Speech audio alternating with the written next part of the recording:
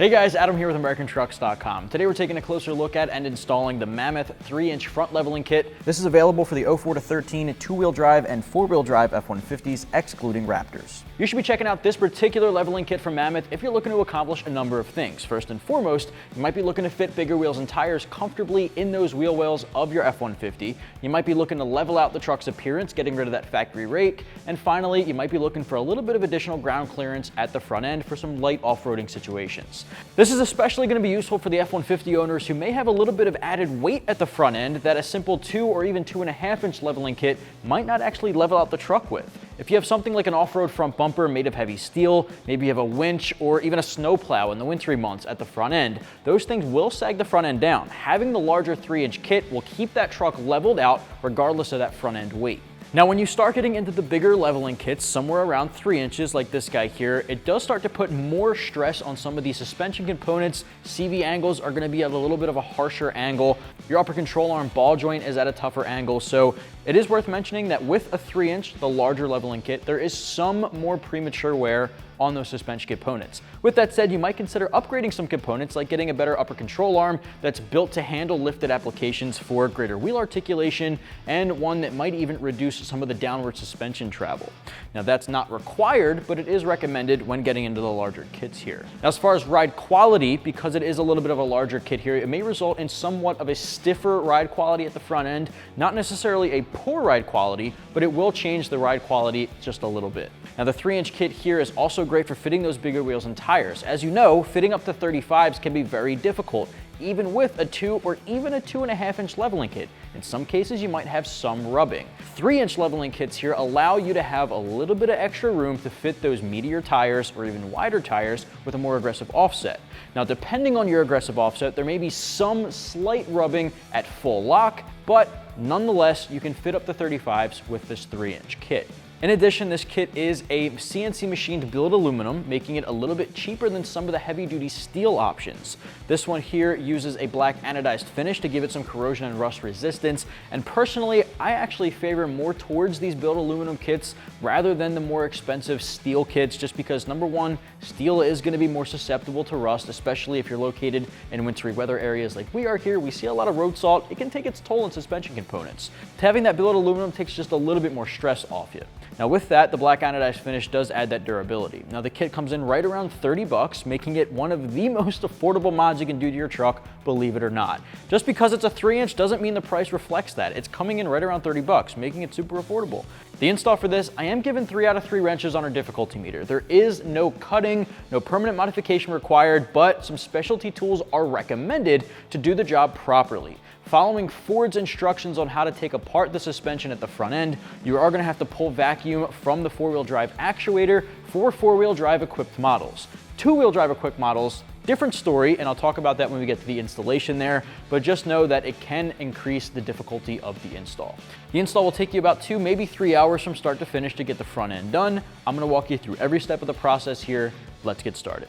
Tools used in this install include an air impact gun, and or a ratchet, swivel socket, 30mm deep socket, 15/16, 27, 21, 19, 17, 13, 10, and 8mm deep sockets, 8mm hex socket or Allen key, 1/2-inch ratchet, hammer, vacuum pump for 4-wheel drive actuators, 15mm ratcheting wrench is heavily recommended, and a pry bar. All right, guys, kicking off the uninstall here. Before we get started, I want to make a quick mention that our 13 F-150 we're going to be working on here has its upper control arm replaced. Yours might look a little different than the one we have here, but just know that the process is exactly the same, and this upper control arm here is not going to change the height whatsoever. So that's out of the way. Let's get started with taking our brake line and our ABS line off of the knuckle and up here toward the frame, just to make sure we have a little bit more slack on it. All right, now there's 2 brackets here on the side, one for the ABS line and one for the brake line. The brake line is a 10mm bolt. This guy's an 8mm. I have the 10mm here. Let's get that one out of the way first.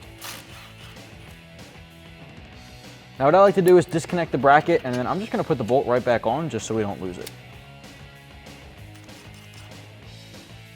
All right, so now I switched over to an 8mm to do the ABS.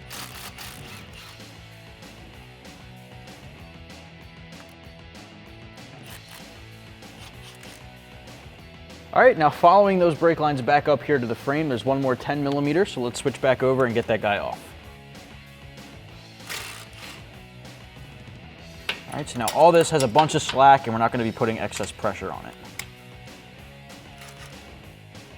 All right, now we have to get our caliper out of the way. Now in order to do that, I'm gonna use a 19 millimeter socket and a swivel socket along with my air gun to pop this bolt off and the bottom one down here. Now it's gonna remove the entire caliper from the bracket.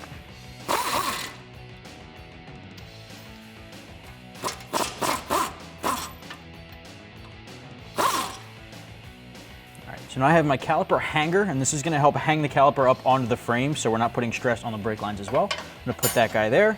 From here, we're gonna work off the caliper.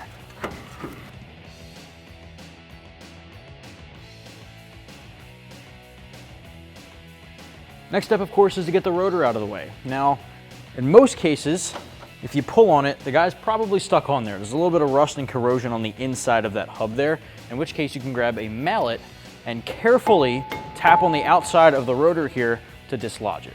All right, there you go. Now we can set this aside. Now we're gonna switch back over to the 8 millimeter socket and get our dust shield out of the way. There's 3 bolts holding this guy on, 2 on the bottom, 1 at the top.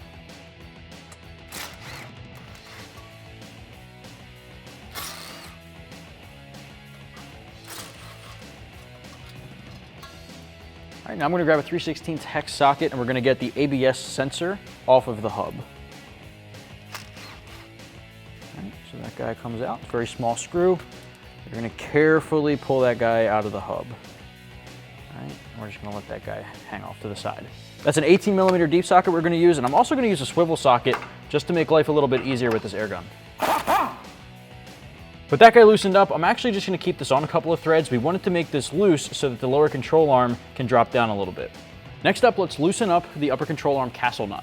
Now this guy here has a retainer pin in the middle, which yours may also be bent on the other side, so you may need to unbend it, and you're basically just gonna pull it out from the middle of the castle nut. I'm gonna set this aside. Now we're gonna use an 18 millimeter deep socket, again the swivel, so basically the same assembly we used for the sway bar end link, and loosen this guy up.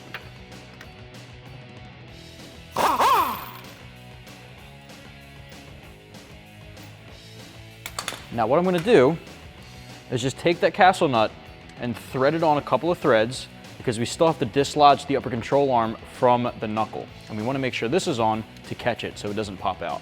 So now let's get our tie rod end off. Now I'm going to use a 21 millimeter deep socket to loosen up this nut. Again, the same thing, thread it on a couple of threads.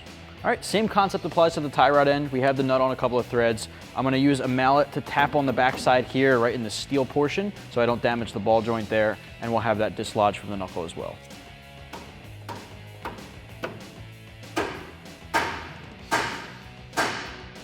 So if you need to, you can grab a ball peen hammer and tap right on the side of the knuckle there, as you just saw, and that should dislodge it. All right, now we're essentially going to do the same thing for the upper control arm. You can use a ball peen hammer to hit right up against the knuckle there. You do not want to hit the upper control arm ball joint. Make sure you're focusing right there.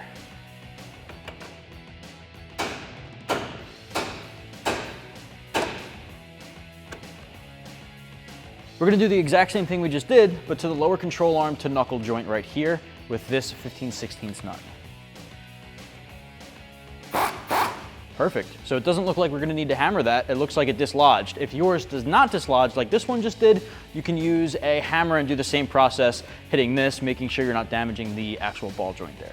Now this next step is a little bit more unique to the four-wheel drive guys. Now, if you have four-wheel drive, we have to pull vacuum from the four-wheel drive actuator to disconnect the CV axle from the whole knuckle and hub assembly. The reason we're doing that is to avoid damaging the four-wheel drive actuator and or the CV axle when we're lowering the lower control arm and lifting the truck. Putting that at such a high stress angle, pulling down on it in order to get the strut in and out can cause damage to the four-wheel drive, which is why you're gonna need this tool here, which is a vacuum pump, which is gonna help pull vacuum from the four-wheel drive actuator. We're gonna pull 24 pounds of vacuum using this gauge here. We're gonna disconnect everything we need to, set this aside, and pull the entire hub and knuckle assembly off. All right, now the vacuum line here is right above where the axle connects to the hub. Gonna pull that guy straight back and disconnect. I'm gonna take my pump and connect the hose to the bigger fitting. All right, now I'm gonna pump this and focus on my gauge here to 24 pounds of pressure. That's gonna be the sweet spot right there. Now I'm gonna carefully set this aside without releasing the pressure.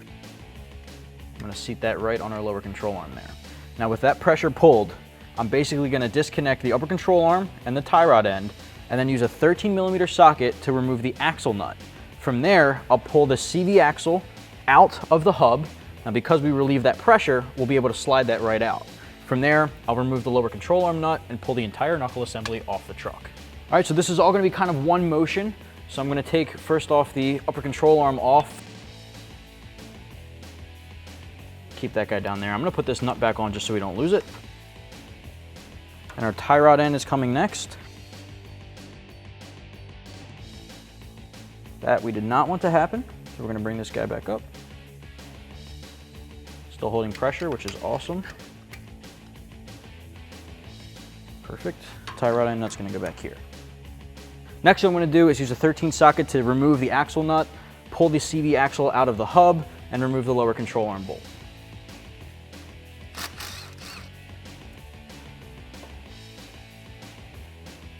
All right, so you can see this guy slides right out. Lift up here, remove the lower control arm nut. I'm just gonna drop that to the ground, and this whole assembly is gonna come with me. Just like that. Pull the pump with me, and there you have it. All right, so here I have the entire hub and knuckle assembly on the ground, and I wanna show you guys what the reverse side looks like. This is where the CV axle actually connects to the hub.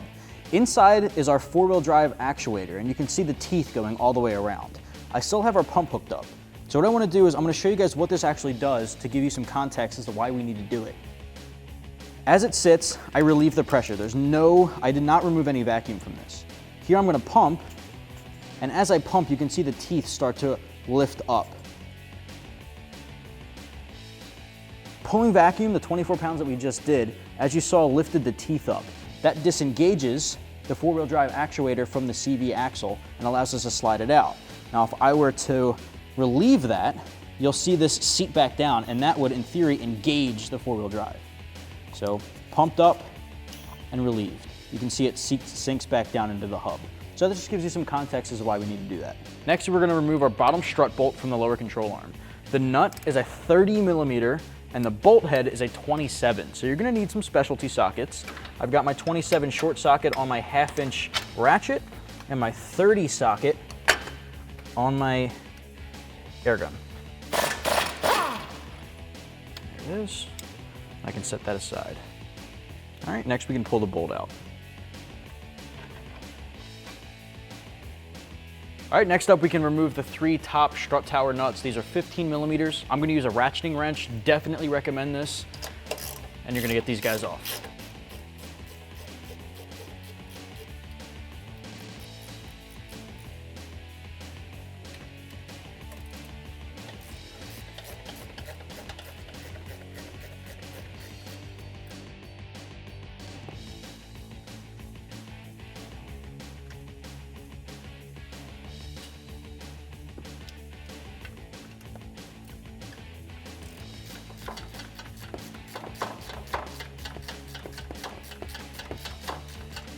All right, now to get our strut assembly out, I'm gonna use a pry bar right underneath of that, right in this little seat here in the lower control arm.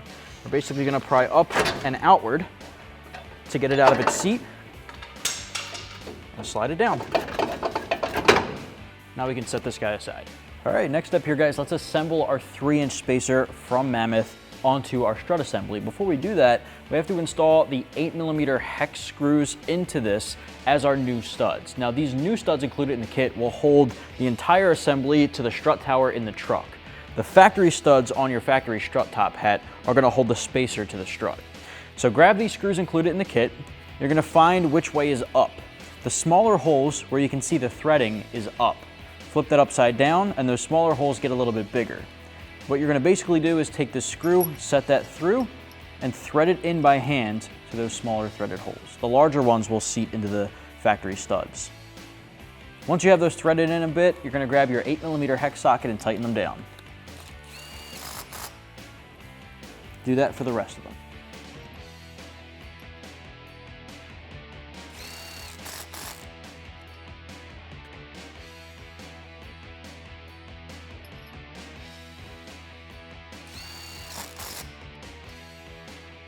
All right, from there, you can start assembling this onto the strut. Now it only goes on one way. Of course, make sure those studs are facing up. If they're not lining up, just keep rotating it until it drops in. Grab a 17mm socket along with the nylon lock nuts included in the kit. And before I even put it on an impact gun or a ratchet, I'm gonna drop the nylon lock nut onto the stud and just thread this guy on just using the socket itself. Do that for the rest of them.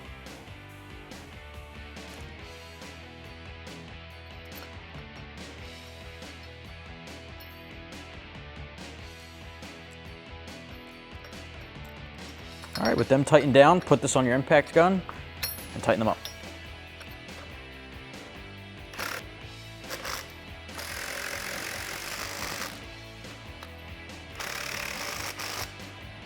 Perfect. Now we can throw this back in the truck. All right, so now you can throw this assembly back into the truck, lining them up to the top of the strut tower. All right, with those guys through, take your factory nuts and thread them onto the top to hold it in place. Do the same thing for all three. Grab your 15mm ratcheting wrench and you're gonna tighten up the 3 top strut nuts.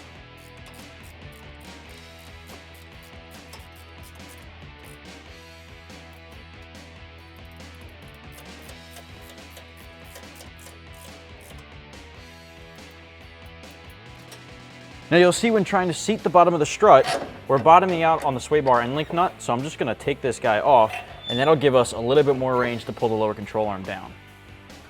So from here, pull the control arm down and seat the strut. I'm gonna take a pry bar and insert it into the strut seat, and I'm basically prying up to get the bolt hole to line up. Might be a little bit of a trial and error, but all right, lift the axle up, thread on the giant nut, and now we can tighten these two down. All right, so now you can grab your 30mm socket and your 27 socket for the bolt head and tighten them down. All right, so next is to reassemble our knuckle and hub assembly. Now in order to do that, we have to pull vacuum again. 24 is the magic number. Already have that taken care of here. We also lowered our truck down to the ground and we're using a hydraulic floor jack to push up on the lower control arm. The reason we're doing that is these two angles, due to our lift kit, were at a little bit of a hard angle and it wasn't lining up with the lower ball joint here and the CV axle. Now, the reason we're jacking that up is to make sure that this can go straight into the hub, line up with the actuator, and lock into place. You want to make sure that you're doing this one properly. Now, this is the most difficult part of this entire process, getting this guy to click back in properly. You want to make sure that the threading comes all the way through the hub. You want to see past the threading just to that little chrome ring right around it. That's how you know it seats all the way in, and it'll be locked into place without any rotation abilities. So now what we're going to do is lift this guy up. Already took the nut off the bottom control arm ball joint, got that placed up here for safekeeping. Lift that guy up and line everything up and click it back into place.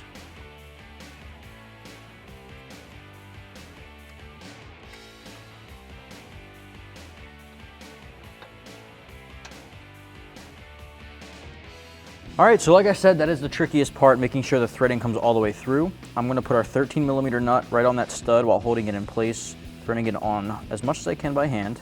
Then I'm gonna use a ratchet to carefully tighten it down.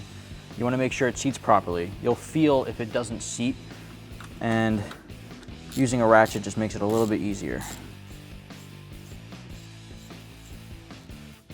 There it is. All right, so once you have that tightened down, what you wanna do with vacuum still at 24, rotate this. The axle should move freely in that hub. Now I'm gonna release the vacuum, all right? And then try it again, and it locks in. You can't move that axle freely. That's how you know it's done correctly. If your axle still moves freely, once you release that vacuum, you wanna go back and do it again, pull the nut off, make sure it seats all the way in, and repeat that process. From here, we're gonna start reconnecting our components and tightening those components down. At this point, let's tighten up the bottom nut here with a 15/16 socket. All right, next let's do the upper control arm. So I'm gonna take that castle nut off, push the upper control arm through, and I might need to use a pry bar for this guy to finish that off.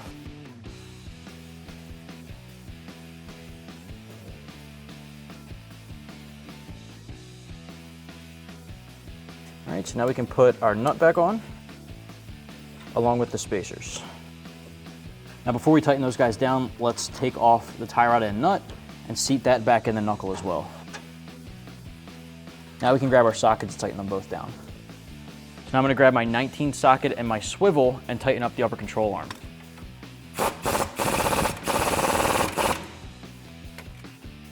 Switching over to a 21 deep to tighten up our tie rod end. You want to make sure the upper control arm castle nut here is lined up with the open hole in the stud. If it is not, you may need to either tighten it, or you've gone too tight, you need to crack it loose a little bit just to make sure they line up. Grab the retaining pin and put that back through.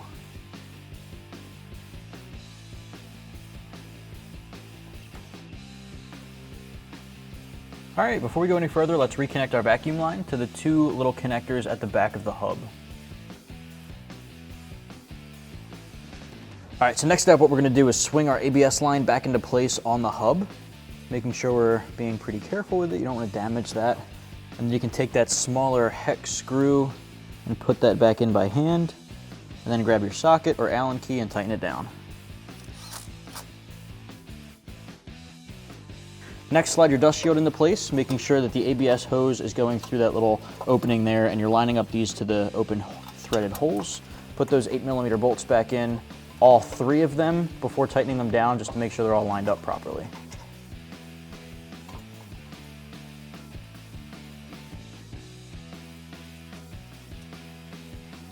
All right, grab your 8 socket and tighten them down.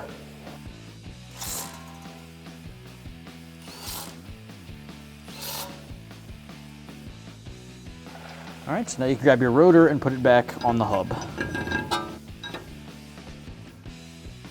I'm gonna take one of our lug nuts and I'm gonna thread it on the stud just so the rotor doesn't pop loose when we're trying to put the caliper on. I find this to make your life a little easier.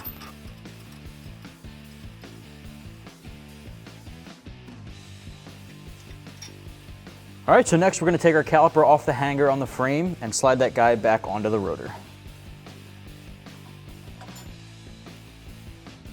Grab the factory nuts and put them back through.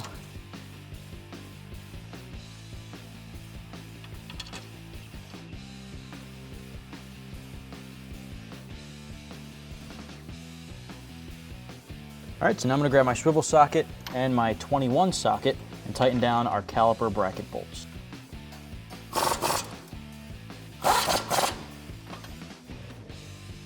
Next, we can tackle the ABS and brake line brackets. Now, if you remember correctly, the ABS line is an 8mm, then the brake line has two 10mm ones. So let's take those guys right off of the knuckle here.